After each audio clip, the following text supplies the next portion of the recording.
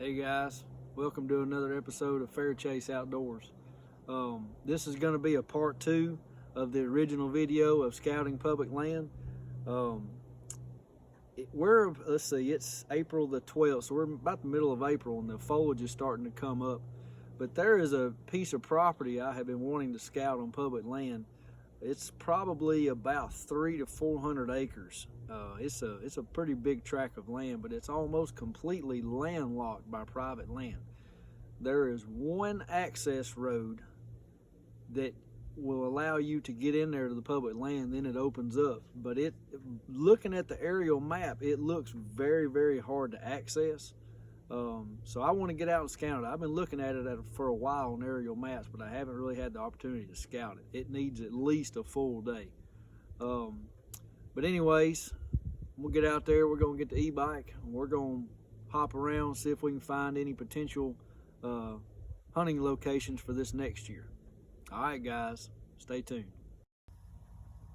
All right, guys, so today we're going to be using an app called Parceled. It is just for property lines and boundaries. It will tell you any information you want to know about the owners of the property. It's really good for public land hunters. All right, so I'm right here at the truck. I could probably make it through this mud hole with my truck, but you know, why would I if I have my e-bike? Now, give y'all a little hard lesson that you can learn from me. When you come to these mud holes like this on an e-bike, let me lock my truck. When you come to these mud holes, you can try to skim across them if you want to with an e-bike, but it's always better just to get off and walk. I have tried to go through these before. And you go through them with any speed at all, you will bust your ASS in a heartbeat. These tires are great, but going through mud like this, they will definitely try to kick out from underneath you. All right. Let's go scout some property.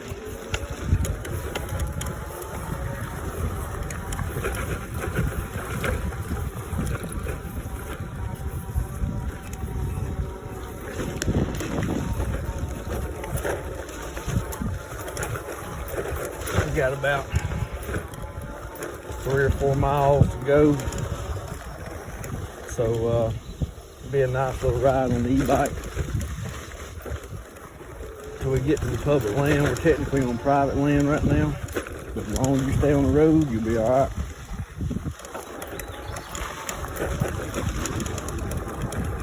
There's a lot of mud holes from all the rain we've had. I'm just run right over them with the e-bike.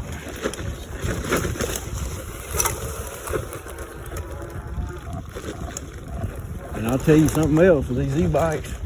Man, you can cover a lot of ground. You can go so much faster than you can with your vehicle.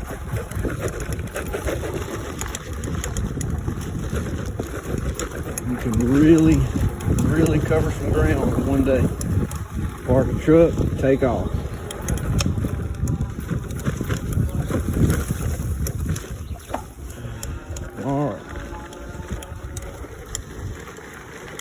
All right, so this particular stretch of property, the GL stands for the gas line.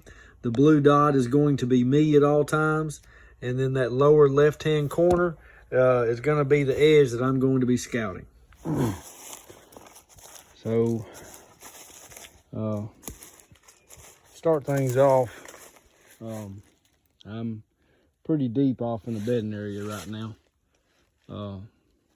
Trying to put some of the pieces together with some of this buck activity. I am about 200 yards from a gas line that's out that a ways. My e-bike is right over there, about 100 or so yards, give or take. Right here, there's a rub right here. Now that is this past year. That is going to be by a bigger buck more than likely. So it's probably 1.5 feet off the ground, maybe 2 foot where it starts, and goes up to about 2.5 to 3 feet. It's a bigger tree. Let's see if there's any gouge marks in the back. And there's not. So generally when you don't see gouge marks like that, he wasn't really aggressive, but that also can tell you that his horns were wider. If he's hitting it on one side, or the left side or the right side of his beam, his left or right side, or vice versa, whichever is going to be out over here. So he's hitting it with one side. He doesn't really have any gouge marks. So he come by, he hit this side, and he kept going. He wasn't being real aggressive. But that will tell you that that's by a bigger deer most of the time. Bigger sapling, higher up off the ground. It generally tells you that's probably a 3.5, 4.5-year-old buck, maybe even more than that.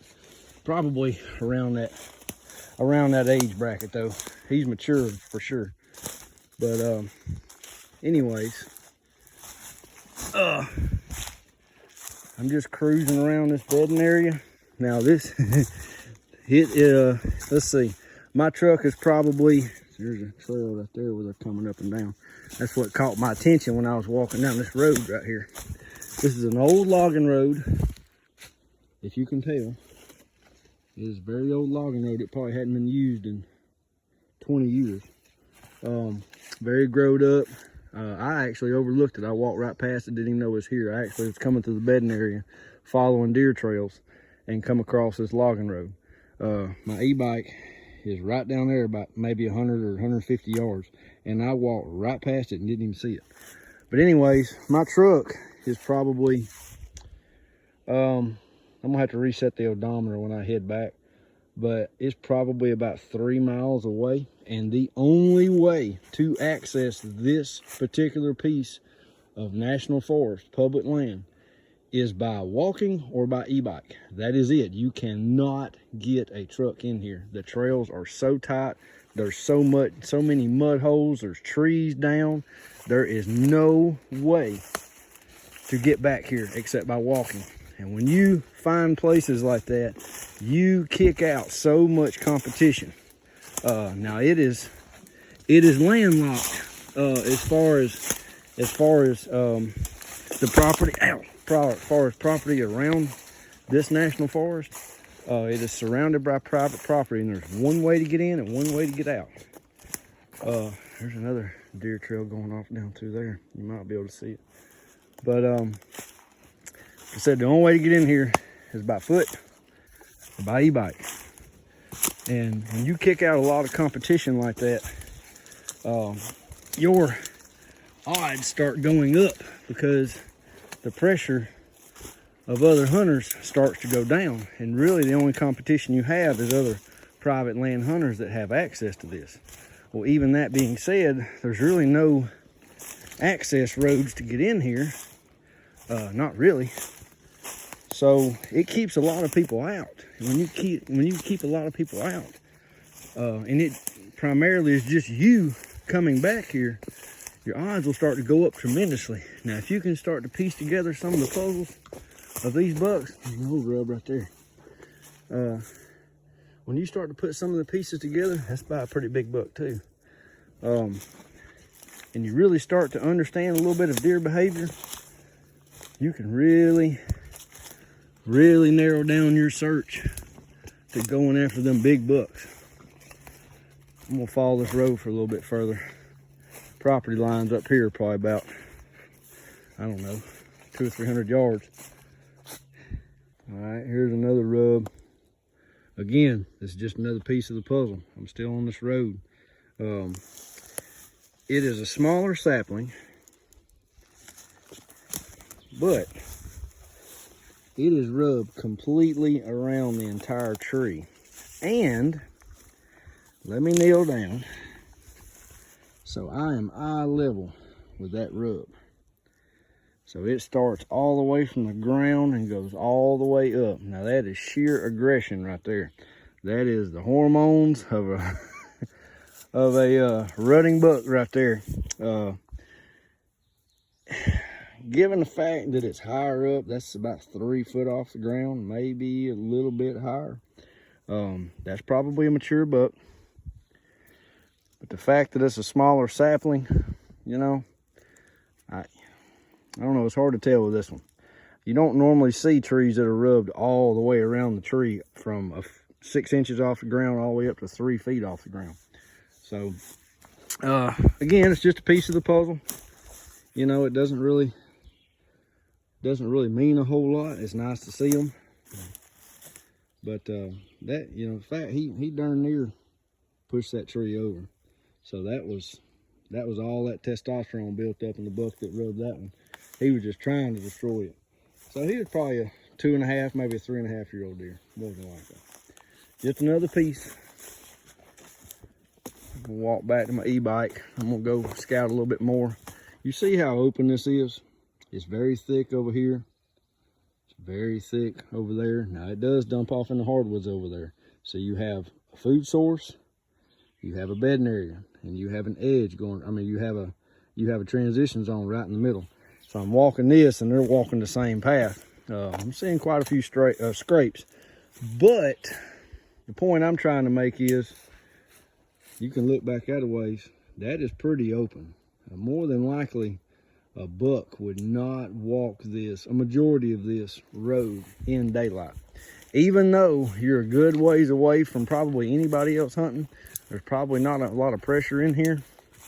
Deer still feel secluded and security covered. They feel comfortable. So you might catch a 2.5-year-old, maybe a 3.5-year-old coming through here in the daytime, if you could outsmart their nose and get in here undetected. But more than likely, you're probably not going to see a big buck, a 4.5 or older, coming through here in daytime, moseying about his business. Because I tell you, me being in a deer's shoes, picture yourself being hunted.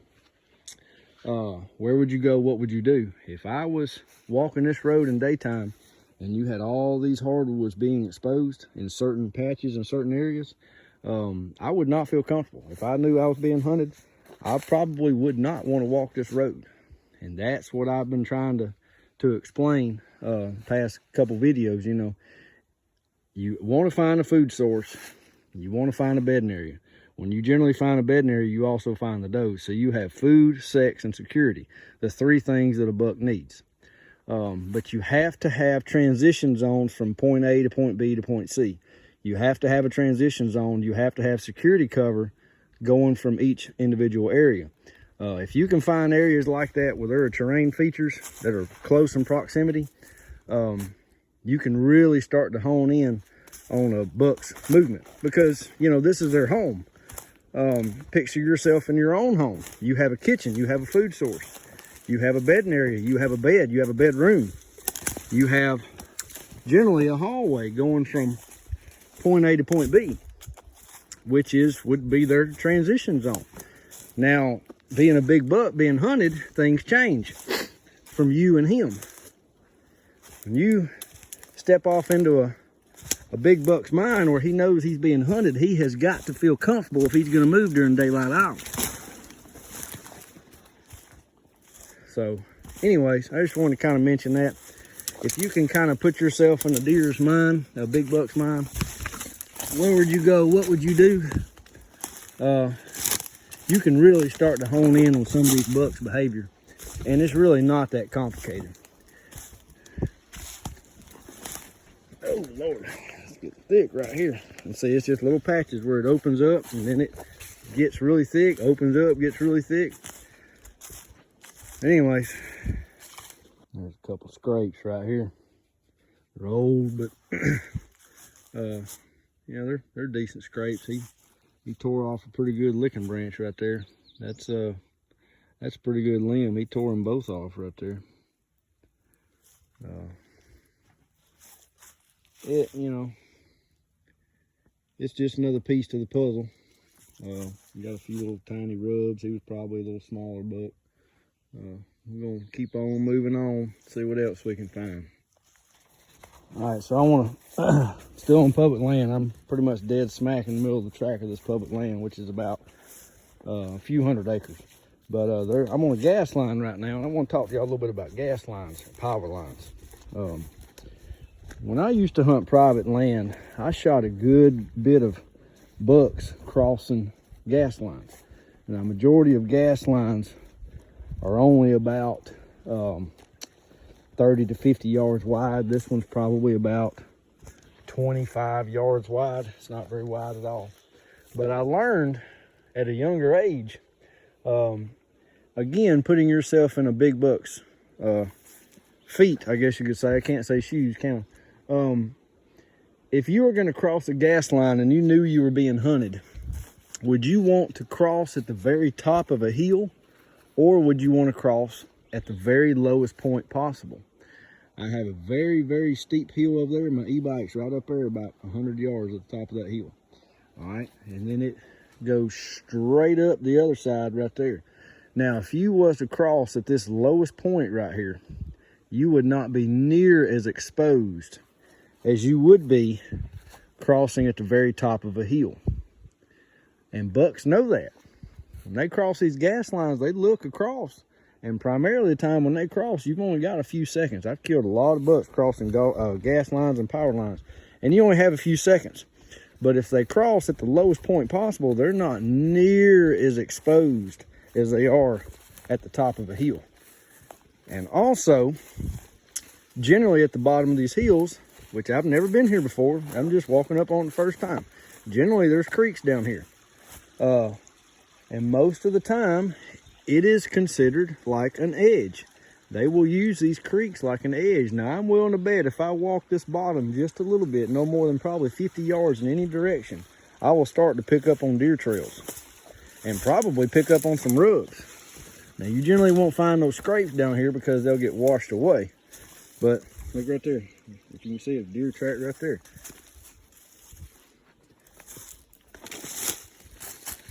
But if you come across areas like that, again, if you was a buck, knew you were being hunted, where would you go? What would you do? If you have to cross areas like this, would you cross them at the very top of a ridge, or would you cross them at the lowest point possible?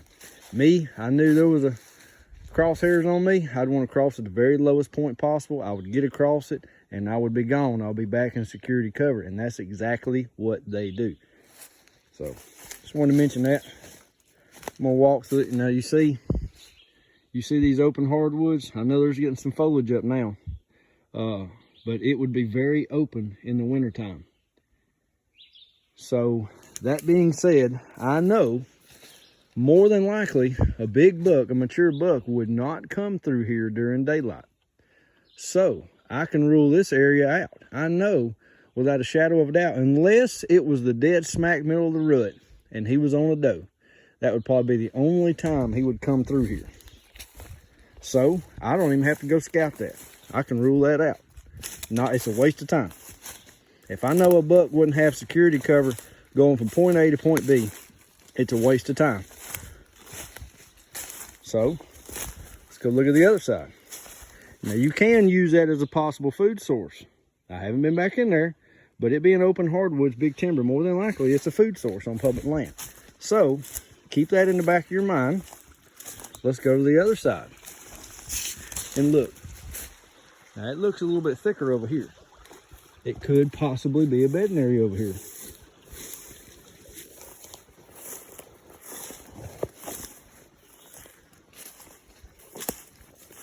Now, I'm so far away from the truck, I'm probably at least 2 miles away from the truck. Now, I'm scouting this area for the very first time. If I was to actually hunt this, I would have to literally find a gold mine because it's so hard to get back here. I would have to come back here, all my camo on, my weapon of choice, all my gear, my saddle, my sticks. I would have to come back here with all that stuff and dealing with sweating in the wintertime. So, you have to keep that in mind too. There's a deer right down there. I think I just jumped up. But you have to keep that in mind. Hang on a minute. Looks like there's a road right here. You have to keep that in mind when you're scouting these places. Is it good enough to hunt, especially these further places that you get back here? there is a road right here, an old logging road or an old wagon road or something, maybe an old wagon road. More than likely, again, it would be the path of least resistance. So if I was a mature deer, or even a deer at all, even a person, me being me, I would want to travel that because that's a lot easier than going out through there. So let's cross this and look, see what's out here. Ooh, my knee's starting to hurt. Gotta take me some ibuprofen. Oh, yeah. All right, so let's walk this for a minute. It is the path of least resistance. You have a creek, you have an edge. Look here. You can already start to see a deer trail right here.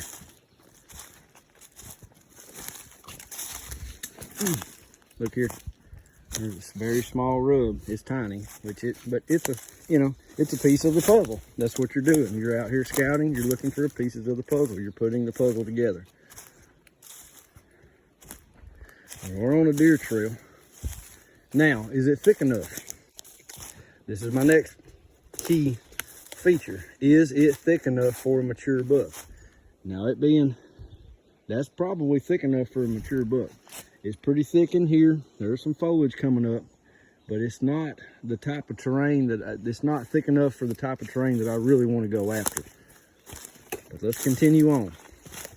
Let's see what's back here. Man, my knees hurt.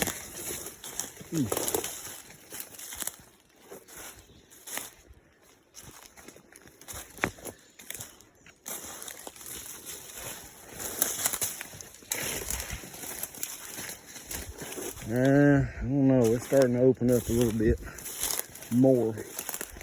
But a buck could most definitely walk up through there as thick as it is. I may walk up there in just a minute and see what I see. There's not really a whole lot down here, right where I'm at right here.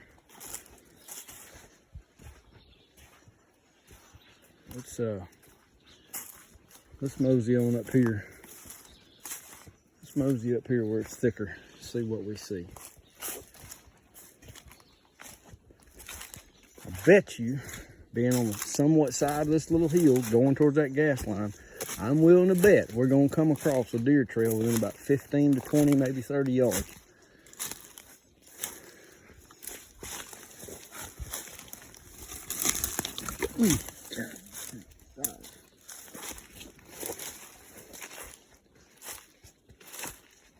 Look here, there's a big old white oak right here. Look at that. Opens up a little bit. Check this out. There's a white oak right there. That could potentially be a bow hunting location, but the fact that it's so far back here, and when you come back here in the bow season, it would be pretty warm. It's not worth hunting, but it's nice to see it. It is a potential food source though, so that's good. That's a pretty good size white oak right there. We're starting to get on somewhat of a little deer trail right here. It's not near as prominent as I thought it would be. Ooh. Let's see where it goes.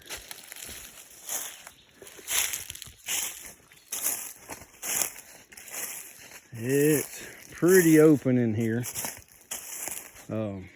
It has a little bit of security cover, but it's not a whole lot. Not enough for wintertime mature buck movement. But see, I've been looking at this property for probably a year or so, but it's not really a place that I'd want to come back here during hunting season and waste a whole day. If I was to hunt a piece of this property, it would probably be 2 years from now, and let me explain why. This track is probably at least 100 acres, probably more than that. That's a lot of terrain to scout, especially when you have patches of bedding area all over it and food sources. That's a lot of ground to cover. If I found decent places where I think a mature buck would come through in daylight, it would be a good time to put out cameras during hunting season. And I would scout with the cameras. There's a trail right there, but it's not very beat up. But I would use the cameras during hunting season to scout for me. Now, if there was potentially, you know, a big buck using types of terrain that I would have my cameras on in hunting season, I would perhaps maybe hunt that the next season. But anyway, just wanted to point that out. This type of area is nice, it's pretty, but it's really way too open for a mature buck. It's not really worth hunting during hunting season. So you can pretty much rule this area out too. It's nice, you have a gas line. Gas line's great, you know, but if you don't have security cover, going from point A to point B is pretty much worthless if you're going after mature bucks. All right, so I'm still in this little bottom. Gas line's right over there, about probably 75 yards. I found the deer trail. I thought it was going to be on the hillside we was just on, which was right over there, about 50 or 60 yards. But they're actually using this side, and they're not using that side because it's more open over there than it is over here. It's a little bit thicker over here. Sorry about the camera. I'm not trying to get y'all drunk. But I was going to show y'all. I couldn't really tell it was thicker over here, being over there about 50, 60 yards. But anyways, let's walk this trail for a minute. I'm going to try to stay on it.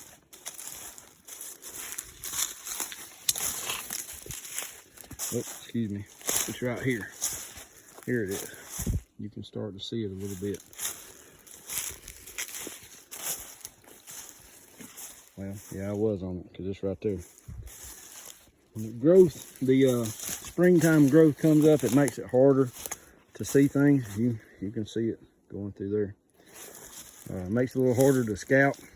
This is probably the last time I'm gonna get to do any postseason scouting before it really gets thick. By about April-ish, middle of April, when the growth really starts coming up, or whenever it starts coming up in your neck of the woods, it's pretty much about gonna be it for the year as far as postseason scouting. You can still get out and look for some sheds, but it's a lot harder to find them once the growth comes up. A lot harder to see. But I definitely like postseason scouting a lot more than preseason scouting, because when you preseason scout, every entry that you make is a negative, you know. They know you are there. It keeps going that way. When you postseason scouting, you can make all the noise, all the racket, all the commotion. You can break branches. You can kick up dust. You can hoot and holler. You can make all the daggum noise you want to make. And it's all irrelevant. None of it matters. Because you are literally going to be leaving this area alone for months and months and months. And nobody else is going to be back in here. You might be able to see it, maybe. It's not a real beat down path, but it is a trail. It's not worth hunting.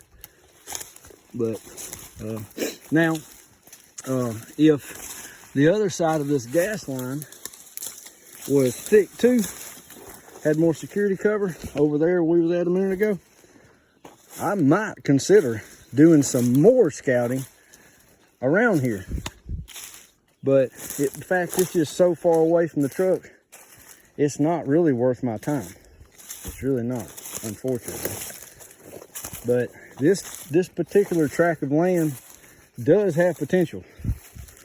It is definitely far enough away from other people having access to it. Now, people can come back here, but the odds of somebody walking 2 or 3 miles from their vehicle back here before daylight, or even during daylight, is almost zero. The only real way you might have any competition is private land. And since private land butts up to all this, once they get to the property line, legally, you cannot use an ATV. Now, who's to say that they don't? But you get the idea. It kicks out a lot of competition. When you kick out a lot of competition, and it's primarily just you, the deer are a little bit, you know, more comfortable to move. They're not near as pressured.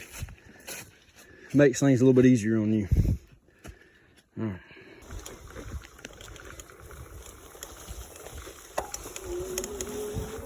maybe the video won't bounce too bad being on my chest.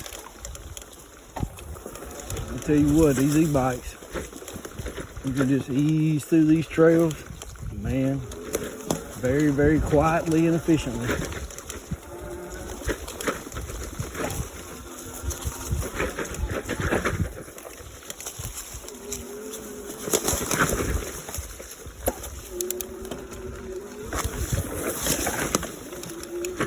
We'll just jump this one.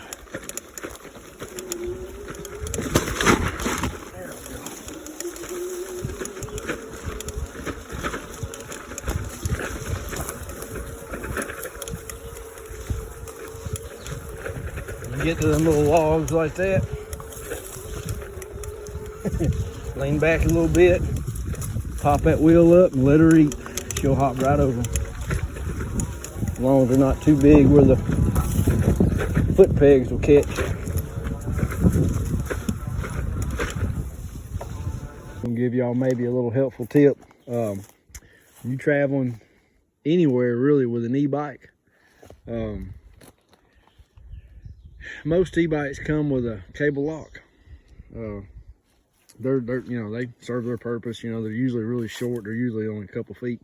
If you get on Amazon and get you at least a 10 foot, preferably a 15, that's a 15 foot, you can lock up to trees that don't have to be right up against the bike. Makes it a lot easier. You know, you can loop them. I loop mine around in a loop, and then I'll hang it on my gun racks, so it's out of the way. I keep it with me wherever I go, you know, whether I'm riding in town or whether I'm deep out in the woods. But I'm getting out here close to the end of the property line. I'm way off the beaten path. I'm probably about 4 miles from the truck at this point. I started out at about 2 just a little while ago. Now, I'm good ways from the truck now, but as you can tell, you know, it's a fairly decent road, but nobody comes out here, and these roads don't get serviced but probably once every at least 5 years, probably more, maybe more than that, maybe close to 10 years. That tree right there has been here a while. Both of these have. Places like this can really be beneficial to you because it can keep even more people out, private land hunters and public land hunters. But again, you can get back here with an e-bike. I'm gonna park my bike right here. Of course, it's locked up. There is an edge right down here on private property, probably about 50 yards. I'm gonna go down here and walk down this edge, and I'm gonna look and see if any deer are using it. Again, they like to use edges, so I'm gonna scout this for a minute. But I just want to give a little tip. Them longer bike cables, they're really nice. This is primarily why I wanted a cheaper e-bike. Was this the constant thought of one walking off out here in the woods. So cheaper e-bikes, you don't have to worry about them near as much. But anyways, all right, so this stretch of property, I abbreviated the top left corner. We'll start there. That's going to be that block. That's going to be private property, stands for PP. The top right corner where it says EB, that's going to be where the e-bike is parked. You got the blue dot right about in the middle. That is where I currently am, right there on that corner. In the bottom left corner, the GL, that stands for the gas line. That's that strip of narrow open area right there that you can see on the map. Now, that circle I have in the top, where you have the private property on both sides, and you have that narrow strip of timber connecting one piece of either open hardwoods or bedding areas to where I currently am, that could potentially be an absolute gold mine. That is a pinch point right there. That's the type of areas you want to look for. But since it's going to be so hard to get back to there because there's no access road, I'm going to have to save that for another day. But that looks more promising than anything else. All right, so I'm gonna do a little video. My e-bike is right up there about 50 yards where the main road is. And this area has more potential than any other area I've seen so far today on this tract of land. And right on the edge of the property, there is a cutover of private land out through there.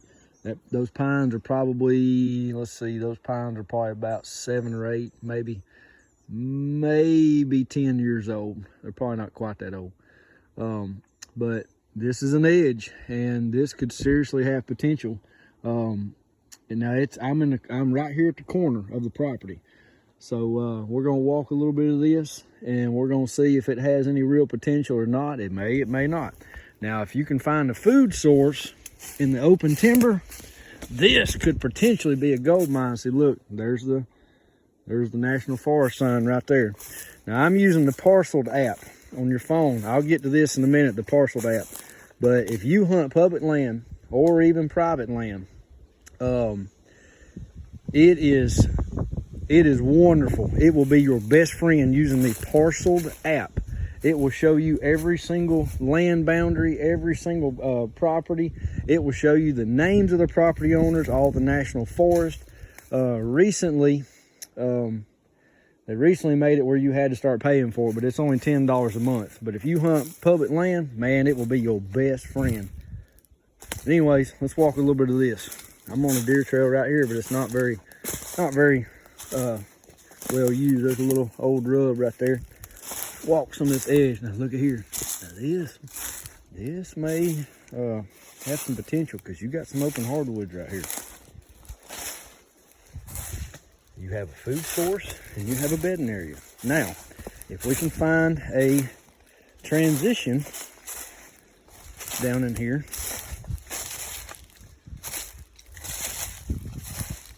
we may potentially have a location to hunt. And it's not very far of a walk from the e-bike. Nobody really comes back here anyways. The problem with this area so far that I'm seeing is if you come in here before daylight, all these deer are going to be out in this open hardwoods. And when you come moseying on down through here before daylight, you're going to be making all kind of racket. You're probably going to spook a lot of deer. Anyways, let's go down through here. Let's see what we see. Now, the gas line we was just on a minute ago is out that a ways, probably 700, 800, 900 yards, maybe 1,000 yards, quarter of a mile or so, however far it is. It's a good ways. It's a good walk.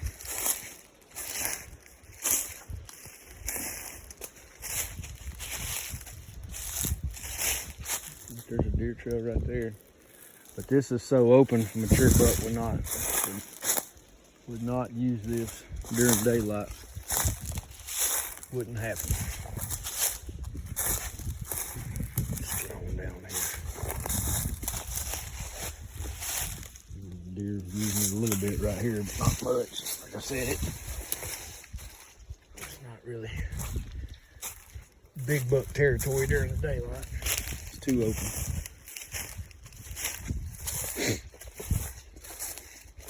But it has potential because it has that edge.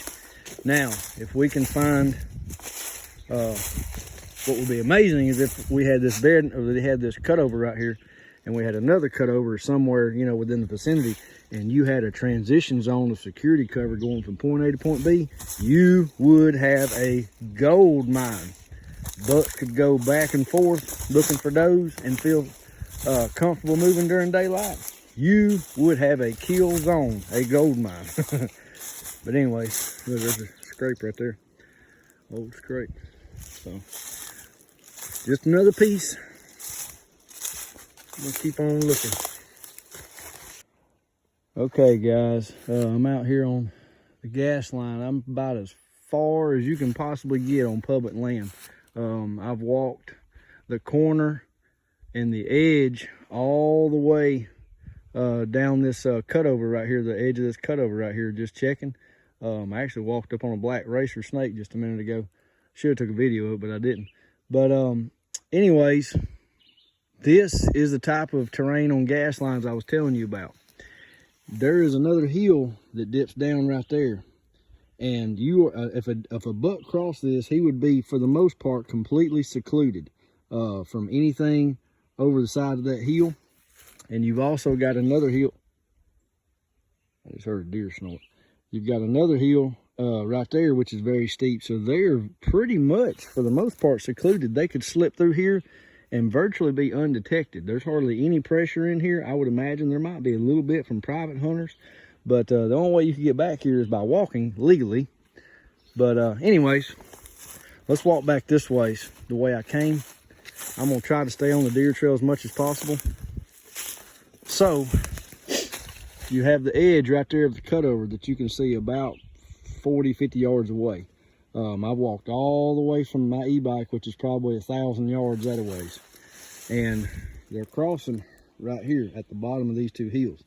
Now, if you could get back here on this gas line, you could probably really kill some decent bucks, but it'd be so daggum hard to get back here.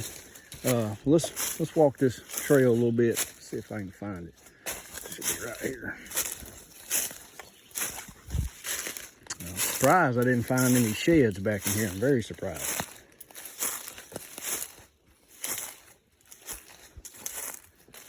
You can see the trail. One trail, this is just one. But they're walking this edge, and I'm doing the exact same thing because it's the path of least resistance. Now the problem that I have is right in here, it is pretty open. But you know, say if you have transition zones like this where it's really thick and you have one or two little patches of open areas, you can go out here in these woods and collect deadfall. If you can pull them, get you some deadfall and build it up, you know, and kind of break up some of that open area where they would travel. They'd feel a lot more comfortable coming through here.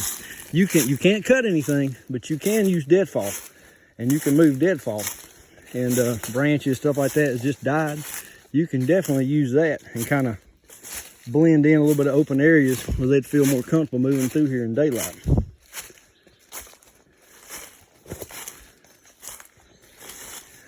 There's the trail's just, you know, 25 or so yards off of this edge, where if something did happen, say if a buck did get spooked, he could just boop, boop, boop, hop right off in that cutover and you'd never see him again. See, it's pretty thick right here.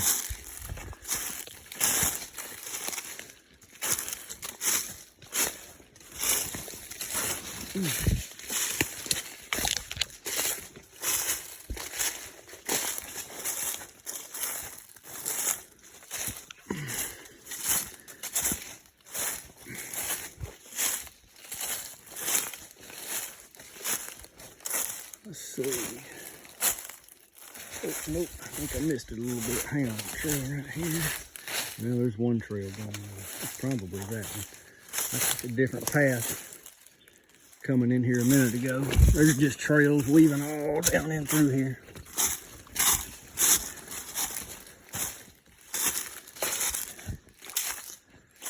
But they're all basically going the same direction. There's two or three of them, you know.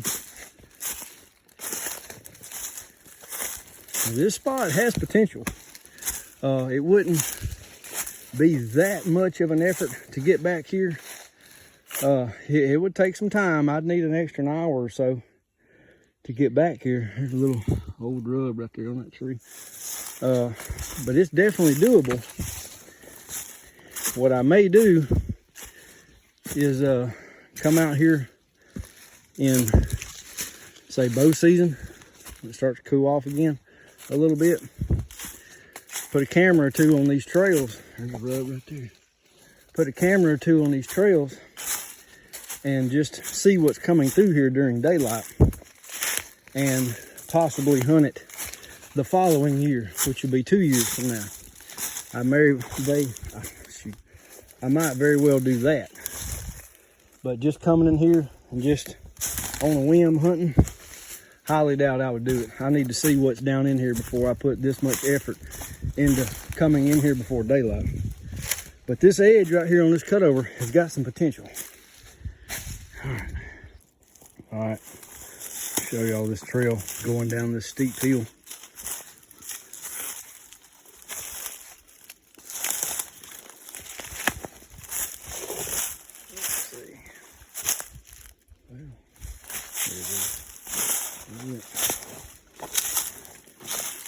There it is. Yeah, it's hard to keep up with them when the growth starts coming up. It's a lot easier to see them when the growth is down.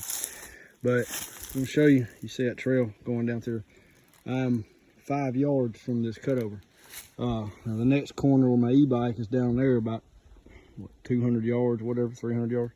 But I was gonna tell y'all, the hill kind of rounds down like that, kind of somewhat like a horseshoe shape. You would think that the deer would come around this hill to avoid coming up this steep part right here. It's pretty steep right here.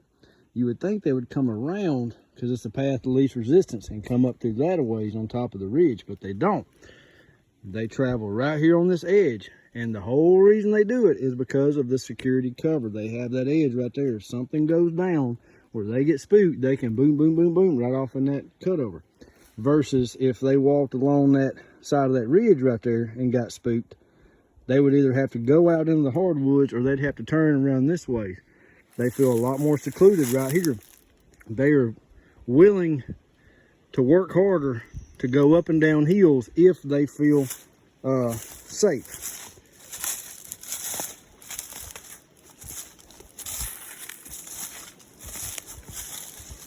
They have no issue whatsoever. Oh, look, there it is. It's like coyote poop right there. Look, there it is. Something. But they'll definitely go up and down these hills if they feel safe. They have no issue whatsoever. This hill is steep.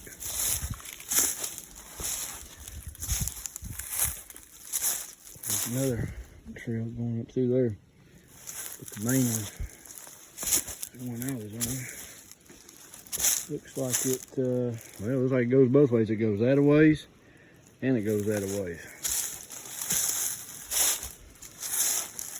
See, there's the National Forest sign. So, oh.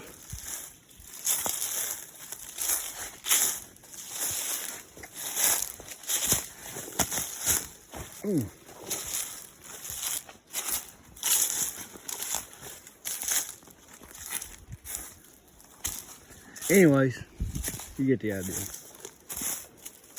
You see how open it is? It opens back up.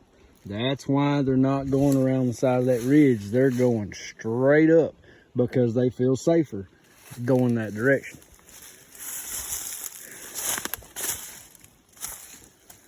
You see the trail up through here. Now, see how pretty much this entire area is pretty thick, but you have little bitty patches where it's open. So I would go down through here. If I was actually going to hunt this, I'd go down here, get some of this deadfall right here. I would lean it up against trees. I would fill in the gaps with deadfall where they'd feel a lot safer. And I may actually do that if I get some decent pictures of bucks in here this wintertime. I might actually do that. I'll fill in the gaps with deadfall. You can do that on public land as long as you don't cut anything.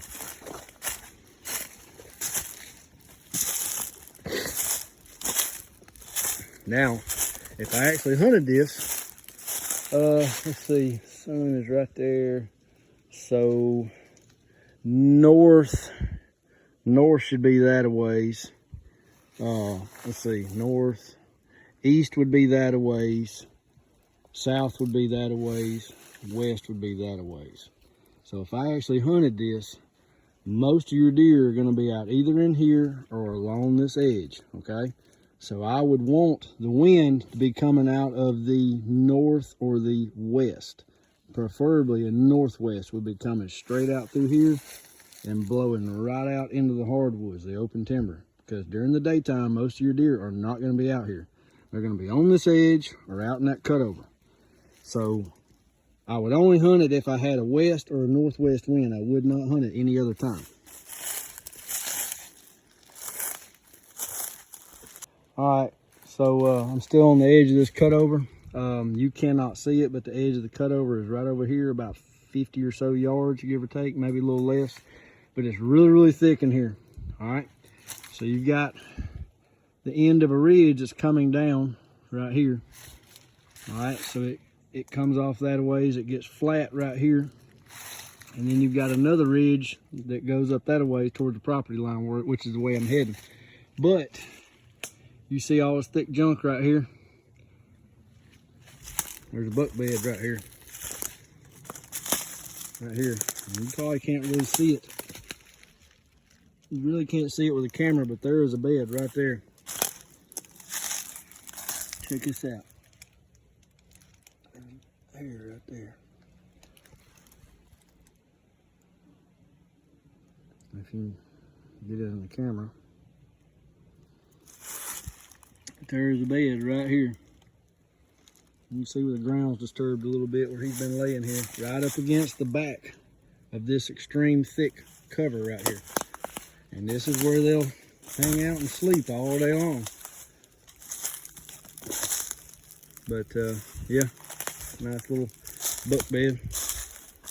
And the trail goes right up through here and goes right down through there. So they're bedding right here.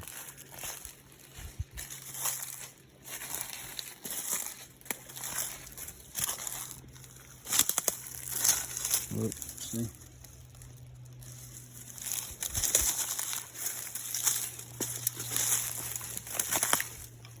You see it opens up here on the side of this ridge, 10 yards away. Trail's right through here. It opens up out through there. But right there, where it's extremely thick, he has a backing, right? He's got the edge of the cutover right here.